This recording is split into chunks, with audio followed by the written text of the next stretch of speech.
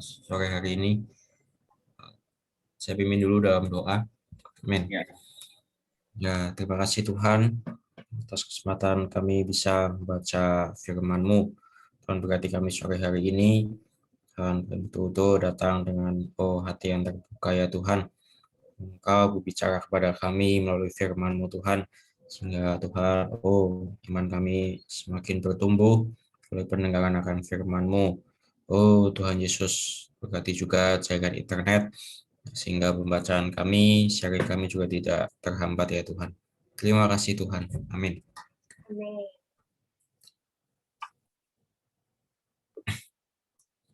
Oke.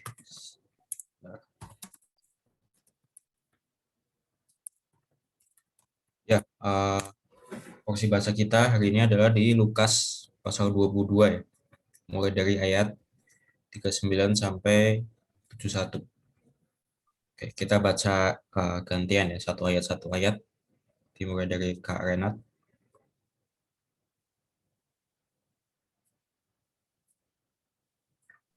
Maaf, masih kemute. Lukas 22 ayat 39, Taman Getsemani. Lalu pergilah Yesus keluar kota dan bagaimana biasa ia menuju Bukit Zaitun. Murid-muridnya juga mengikuti dia. Ayat 40, setelah tiba di tempat itu, ia berkata kepada mereka, berdoalah supaya kamu jangan jatuh ke dalam pencobaan. Ayat 41, kemudian ia menjauhkan diri dari mereka kira-kira sepelempar batu jaraknya, lalu ia berlutut dan berdoa, katanya.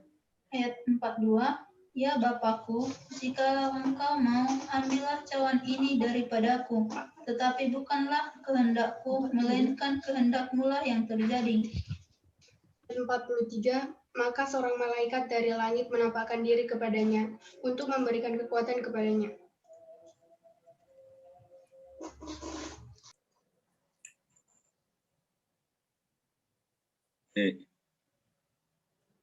Kaifa.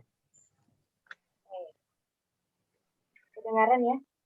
Ya. Iya. Ia sangat ketakutan dan makin bersungguh-sungguh berdoa. Woluhnya menjadi seperti titik-titik darah yang bertetesan ke tanah. Lalu ia bangkit dari doanya dan kembali kepada murid-muridnya. Tapi ia mendapati mereka sedang tidur karena duka cita. Ayat 46, katanya kepada mereka, mengapa kamu tidur? Bangunlah dan berdoalah, supaya kamu jangan jatuh ke dalam pencobaan. Yesus ditangkap. Waktu Yesus masih berbicara, datanglah serombongan orang sedang muridnya yang bernama Yudas, seorang dari ke-12 murid itu, berjalan di depan mereka. Yudas mendekati Yesus untuk menciumnya. Raul apa udah bisa? Ayat berapa Bang sekarang? 48. 22 ayat 48. Amin. Lukas 22 ayat 48. Maka kata Yesus kepadanya, hai Yudas, engkau menyerahkan anak manusia dengan ciuman? Amin. Ya. Ayat 49, ketika mereka yang bersama-sama dengan Yesus melihat apa yang akan terjadi, katalah mereka, Tuhan, mestikah kami menyerang mereka dengan pedang? Ayat 50, dan seorang dari mereka menyerang hamba imam besar sehingga putus telinga kanannya. Amin. Ayat 51, tetapi Yesus berkata, sudahlah itu. Lalu ia menjamah telinga orang itu dan menyembuhkannya. Amin. Ayat 52, maka Yesus berkata kepada imam-imam, kepala dan kepala-kepala pengawal bait Allah serta tua-tua yang datang untuk menangkap dia. Katanya, sangkamu aku ini penyamun, maka kamu datang lengkap dengan pedang dan pentung. Ayat 53, padahal tiap-tiap hari aku ada di tengah-tengah kamu di dalam bait Allah, dan kamu tidak menangkap aku, tetapi inilah saat kamu, dan inilah kuasa kegelapan itu. Petrus menyangkal Yesus. Lalu Yesus ditangkap dan dibawa dari tempat itu. Ia digiring ke rumah imam besar dan Petrus mengikut dari jauh. Di tengah-tengah halaman rumah itu, orang memasang api dan mereka duduk mengelilinginya. Petrus juga duduk di tengah-tengah mereka. Seorang hamba perempuan melihat dia duduk dekat api. Ia mengamati-amatinya lalu berkata, juga orang ini bersama-sama dengan dia.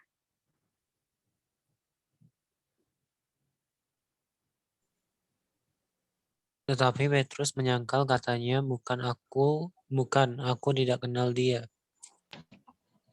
Ayat 58. Tidak berapa lama kemudian seorang lain melihat dia lalu berkata, engkau juga seorang dari mereka. Tetapi Petrus berkata, bukan, aku tidak. Ayat 59, dan kira-kira sejam kemudian seorang lain berkata dengan tegas, sungguh orang ini juga bersama-sama dengan dia, sebab ia juga orang Galilea. Tetapi Petrus berkata, bukan, aku tidak tahu apa yang engkau katakan. Seketika itu juga, sementara ia berkata, berkokoklah ayam. Amin. Ayat 61. Lalu berpalinglah Tuhan memandang Petrus. Maka teringatlah Petrus bahwa Tuhan telah berkata kepadanya, sebelum ayam berkokok pada hari ini, engkau telah 3 kali menyangkal aku. Amin. Ayat 62. Lalu ia pergi keluar dan menangis dengan sedihnya. 63. Dan orang-orang yang menahan Yesus mengolok-olokkan dia dan memukulinya. Mereka menutupi mukanya dan bertanya, cobalah katakan siapakah yang memukul engkau?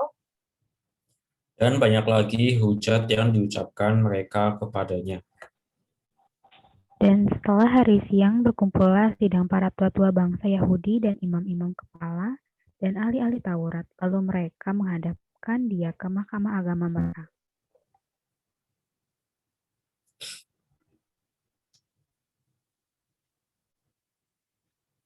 Katanya, jikalau engkau adalah Mesias, katakanlah kepada kami.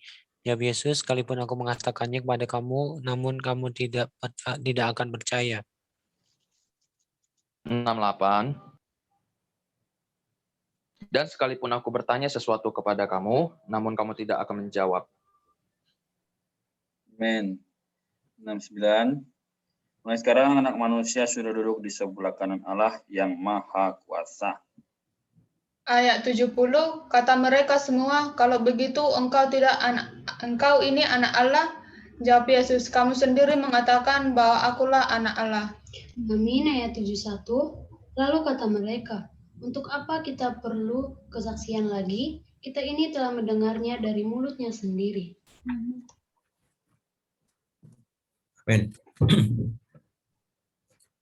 Oke.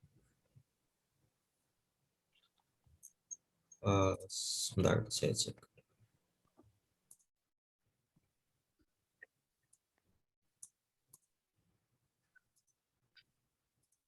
Oke.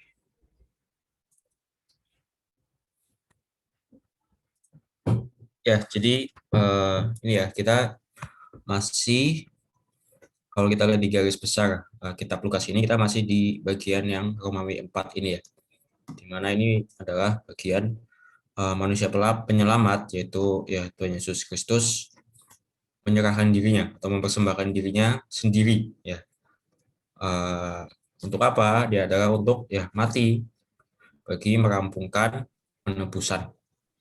Nah, kalau kemarin kita sudah membahas mengenai ini kan, meja Tuhan, di mana ya kemarin Tuhan mendirikan sendiri ya meja Tuhan saat dia di ayat ini ya 19 dan 20 mengambil roti dan juga mengambil cawan. Roti ini menandakan tubuh Tuhan sendiri. Dan juga cawan ini menandakan ya darah Tuhan yang menjadi perjanjian yang baru bagi kita. Oke. Nah, hari ini sebenarnya masih berhubungan ya dengan meja Tuhan juga. Nah, sebenarnya yang diambil oleh Tuhan, sebentar saya gedein aja. Oke. Nah, kalau kita lihat yang di ini ya, di porsi kemarin ini. Nah, ini kan ada kataan di sini, dalam Adam bagian kita adalah cawan murka Allah. Nah, Kristus meminum cawan itu bagi kita, dan darahnya menyusun suatu cawan keselamatan bagi kita, cawan yang penuh meluap.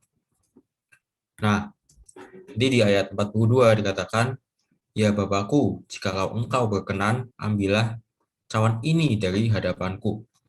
Nah, ya yang Tuhan Yesus maksud dengan cawan ini ya adalah tadi cawan murka Allah ya, yang disebabkan oleh dosa manusia gitu. Jadi yang sedang akan dihadapi oleh Tuhan pada saat itu adalah cawan murka Allah gitu. Nah, ya tapi di sini ada kalimat Tuhan yang sangat baik ya, jangan kehendakku, artinya jangan dikehendaki diri sendiri, melainkan kehendak-Mu yang jadi. Oke, sekarang kita ada pertanyaan untuk diskusi ini. Nah, apa maksud ayat 42 ya, ayat yang tadi ini, mengenai Tuhan yang berdoa dengan mengatakan, melainkan kehendak-Mu lah yang terjadi. Oke, ada yang mau coba jawab? Apa sih maksudnya di ayat 42 ini ya, Tuhan mengatakan melainkan kehendak-Mu lah yang jadi, kehendak Bapa. Nah, ada yang mau kasih pendapat? Bukan untuk diri sendiri, tapi benar-benar melakukan kehendak Bapa. Amin. Oke, kalau Yunike bagaimana?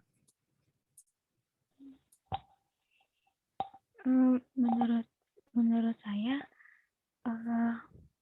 kata-kata melainkan kehendak-Mu lah yang jadi berarti di situ menandakan bahwa Tuhan Yesus menyerahkan sepenuhnya hidupnya itu kepada Allah Bapa di atas kayu salib itu.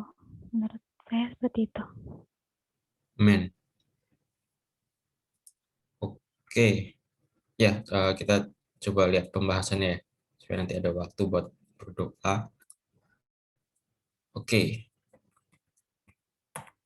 Oh ya, oke, kita boleh ini ya, sebentar. Kita baca sama-sama. Ya, yang ini dulu deh, yang di stabilo, yang di highlight hijau dulu ya. Kita baca sama-sama. 1, 2, 3. Allah rencana pada kekekalan dari ilahi dan mati di atas salib untuk menggenapan kebutuhan kekalnya, perampungan tujuan. Oke, jadi ya yang dimaksud dari Trinitas Ilahi ini ya Allah Tritunggal ini sebenarnya. Dan yang kedua dari Trinitas Ilahi itu siapa?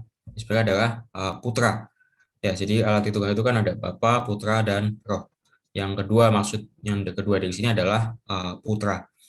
Nah, Putra ini ya harus berinkarnasi ya, Tuhan Yesus, dan mati di salib.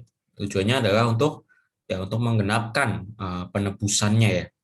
Ya kan manusia telah jatuh dalam dosa, jadi butuh penebusan. Nah, ini sebenarnya juga adalah bagi perampungan atau ya penyelesaian tujuan kekal Allah. Oke, kita baca lagi ya dari sini, karena itu sampai bawah. Karena itu yang kedua dari Trinitas Ilahi ini telah ditetapkan menjadi anak domba Allah belum dijadikan yaitu pada kekalahan dalam pandangan Allah sebagai anak domba Allah. Ia telah disembelih sejak dunia dijadikan ada ciptaan Allah yang dalam pandangan Allah sebagai anak domba Allah. Ia telah disembelih sejak dunia dijadikan, yaitu sejak adanya ciptaan Allah yang telah jatuh. Amin. Ya, jadi sebenarnya ada beberapa ayat-ayat yang pendukung juga ya. Nah, jadi ini kan dijelaskan lebih lanjut. Yang kedua dari Trinitas Ilahi yaitu Putra itu ditetapkan menjadi anak domba Allah. Nah, kalau kemarin kan kita sudah membahas ini ya sedikit tentang Paskah juga ya. bahwa ya pada saat itu di Perjanjian Lama bangsa Israel tuh saat malam Paskah itu ya mereka makan daging anak domba dan juga mengoleskan darah anak domba ini di pintu sehingga tempat kediaman mereka dilewatkan ya dari tulah seperti itu. Nah, akhirnya mereka bisa keluar dari perbudakan Mesir. Nah, sebenarnya Tuhan Yesus ini ya putra ini adalah ya anak domba Allah, anak domba yang sejati ya yang dilambangkan oleh yang di Perjanjian Lama. Nah, sebenarnya ya kalau di pandangan Allah ya dari sisi Allah penetapan putra ini sebagai anak domba Allah itu sebenarnya adalah sebelum di dunia dijadikan, yaitu pada kekekalan yang lampau. Ini menurut ini ya Yohanes 1 ayat 29. Jadi itu sebelum ada dunia dijadikan penetapan anak domba Allah itu ya sudah ditetapkan gitu. Dan kemudian di dalam pandangan Allah juga ya dari sisi Allah, anak domba Allah ini sebenarnya setelah disembelih sejak dunia dijadikan, yaitu sejak adanya ciptaan Allah yang telah jatuh, yaitu ya manusia saat jatuh dalam dosa. Di saat itu juga ya anak domba Allah ini di pandangan Allah, di sisi Allah itu telah disembelih. Ini menurut Wahyu 13 ayat 8. Nah, jadi anak domba Allah disembelih ini ya sebenarnya juga untuk ini ya berkaitan dengan menggenapkan penebusan. Amin. Itu juga dikarenakan ya manusia yang telah jatuh di dalam dosa gitu. Oke, kita lanjut. Oke. Kita ya baca aja ya ini slide ini sama-sama. Sejak kejatuhan manusia, anak domba, kambing, anak lembu, dan lembu jantan digunakan untuk sebagai lambang mengacu kepada Dia yang akan datang sebagai domba sejati yang telah ditetapkan sebelumnya oleh Allah. ketika Tunggal mengutus yang kedua dari Trinitas ilahi, Putra Allah, tentang kasih mengenakan tubuh manusia agar ia dapat dipersembahkan kepada Allah di atas salib untuk melakukan kehendak Allah Tritunggal, yaitu menggantikan korban dan persembahan yang merupakan lambang-lambang dengan dirinya sendiri dalam keinsaniannya sebagai korban dan persembahan yang unik bagi pengudusan umat Allah. Dalam doanya saat sebelum menyalibkannya, yang mempersiapkan dirinya menerima cawan salib. Ia bersedia melakukan keinginan Bapa yang unik demi merencana kekal Allah Tritunggal. Rencana. Oke. Ya, jadi di Perjanjian Lama itu kan banyak ya hewan-hewan yang digunakan untuk kurban gitu oleh bangsa Israel. Sebenarnya ini adalah lambang ya, perlambangan untuk yang menggambarkan ya tadi putra ini sebagai anak domba Allah yang sejati. Jadi sebenarnya ya anak domba Allah sejati ini yang betul-betul bisa menebus manusia, menebus kita dari dosa. Ya, dia harus terlebih dulu berinkarnasi, artinya menjadi manusia, mengenakan tubuh manusia, supaya dia bisa ya ini disembelih tadi ya, dipersembahkan kepada Allah di atas salib. Nah, Oke.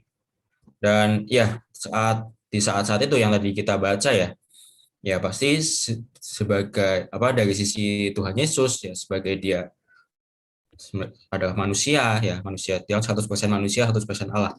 Ya dari sisi manusia pasti dia ya berat juga untuk menghadapi cawan murka Allah ini, sehingga dia ya di dalam doanya ini ya sebelum penyaliban ya dia sempat berkata bahwa kalau Tuhan Bapa kehendaki ambil cawan murka itu daripadanya ya bahkan sampai tadi dikatakan bahkan sampai ada titik-titik darah ya, yang keluar dari tubuhnya. Dan ya saya pernah dengar juga bahwa ya sebenarnya ini sudah dibuktikan ya bahwa secara medis ya saat orang itu di bawah tekanan yang sangat tinggi, ya itu bisa mengeluarkan darah gitu dari tubuhnya. Jadi kan pada saat itu juga ini juga menggambarkan ya saat itu Tuhan Yesus ya betul-betul berada di ya kondisi yang sangat ya tertekan juga untuk menghadapi ya calon muka Allah ini. Bahkan kan nanti juga saat disalib juga sempat terpisah ya dari Allah. Nah, tetapi satu sikap yang sangat baik ya dari Tuhan Yesus ini adalah ya dia ini ya mau menerima cawan salib itu gitu. Dia mau melakukan ya keinginan Bapa, kehendak Bapa ya demi merampungkan rencana kekal Allah gitu. Jadi kalau kita balik lagi ke ayat tadi,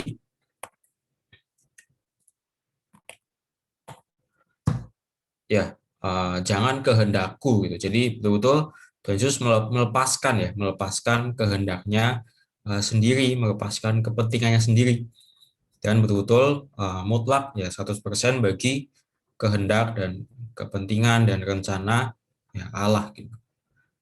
Amin. Puji Tuhan. Ada yang mau sharing lagi? Boleh.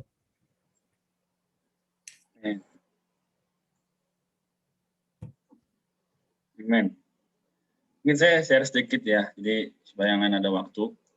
Mengenai pembacaan kita sore ini, saya juga kembali teringat, tadi kan saya juga sudah baca perjanjian lamanya.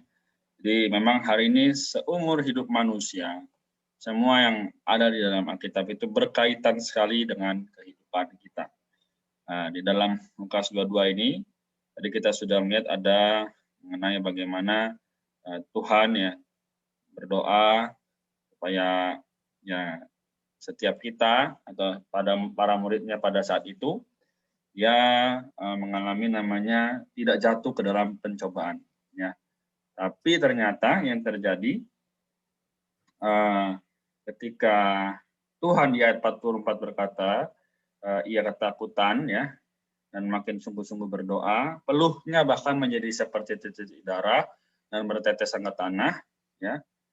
Tapi ketika dia lihat para muridnya sedang tidur, bayangkan. Padahal Tuhan suruh apa? Berdoa.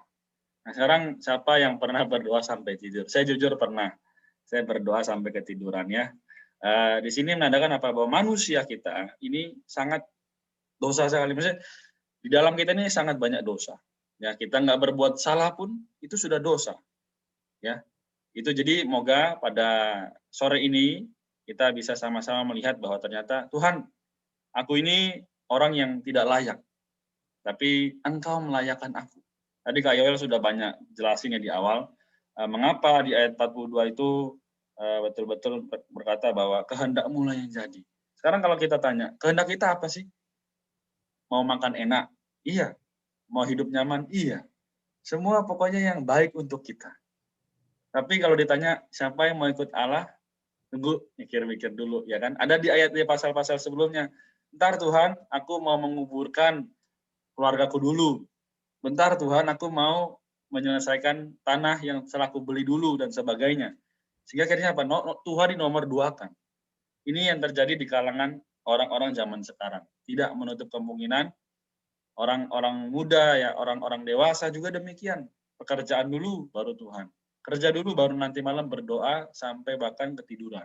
Ya, teman-teman sekalian kita lihat di sini sangat penting, yaitu dikatakan di sini Petrus, ya Petrus, murid yang sangat dekat dengan Yesus pun bisa menyangkal Tuhannya, menyangkal yang guru yang diikutinya selama ini. Ya, dia bahkan 3 kali ya menyangkal, sehingga Tuhan melihat dia, Petrus hatinya hancur. Oh, ternyata benar, aku selama ini mengikut Engkau hanya berdasarkan perasaanku saja. Nah, jadi melalui sore ini, seharusnya apa yang kita lakukan? Apa sih yang harusnya menjadi langkah berikutnya? Yaitu apa? Kita harus melihat bahwa diri kita memang tidak ada yang baik. Namun kehendak Allah bisa kita ikuti. Ya. Entah itu hari ini kita seharusnya bisa beristirahat, ya kan? Jam segini waktunya istirahat, tapi kita malah membaca Alkitab. Atau harusnya nanti malam kita sudah bisa langsung tidur, tapi ternyata kita harus berdoa. Contohnya untuk keluarga, untuk teman-teman kita yang mungkin belum mengenal keselamatan, ya kan? Nah, maka ini menjadi satu tantangan bagi kita manusia. Siapapun, ya. Yohanes, ya Yunike, Maxius, ya Beta, Debbie, Sri, semua. Kita semua sama. Karena kita masih daging, ya. Coba Beta cubit Debbie, sakit nggak? Sakit. Kenapa? Masih daging. Nah, demikian dengan hari ini, kalau kita mau mengikuti Yesus, kita harus menyangkal diri. Ya. Menyangkal diri tidak mudah. Bisa nggak? Bisa. Mau, harus belajar. Ya. Seperti kita mau kuliah nggak? Mungkin ada beberapa orang yang nggak mau. Tapi karena tahu bahwa ketika kuliah itu bisa mendapatkan satu pahala, atau mendapatkan satu masa depan yang lebih baik, kita kuliah. Demikian pun dengan Yesus. Kita mau ikut Tuhan? Belum tentu. Ya, kalau ikut Tuhan pasti ada tantangan-tantangannya yang harus kita hadapi. Jadi ini yang saya dapatkan, ya. Ini yang saya lihat melalui firman pada hari ini. Puji Tuhan, semoga kita semua diterangi. Oke. Apakah masih ada lagi? Kalau tidak ada, bagaimana? Ada yang mau tanya? Masih ada beberapa menit. Yus, Yunike, Raul, Beta, Debbie, Srivina, belum ada? Oke. Belum, Bang. Oke, saya rasa belum ada. Kalau gitu mari sebelum kita akhiri, kita